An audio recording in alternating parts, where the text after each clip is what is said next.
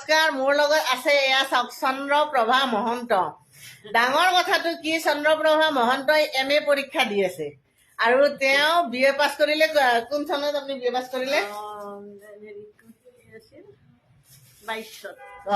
22ত BA পৰীক্ষা দিছে 2023ত result ওলাইছে আৰু তেতিয়া এখেতৰ বয়স আছিল কিমান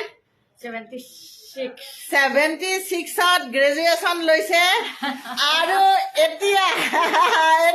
এমএ দি আছে জিন্দাবাদ মই সদায় সেইকাৰণে মই বিৰাট ভাল পাওঁ আহোঁতে যাওঁতে মই সদায় মানে মানুহজনীক মানে কওঁ আৰু যে সঁচাই আৰু চাওক চুলি তুলি কি ধুনীয়াকে বগিছে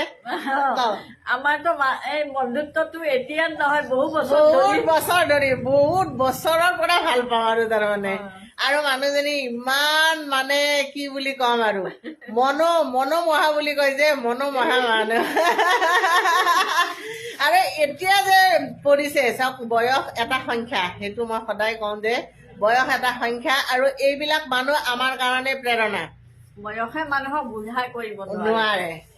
বয়সে বুজা নকৰে আমাৰ মনেহে বুজা বুঢ়া কৰে চাওক এমএ দি আছে একদম জিন্দাবাদ এমএ পাছ কৰিলে এমএ পাছ ৰিজাল্ট দিবৰ দিনা আমি মিঠাই খাম হ'ব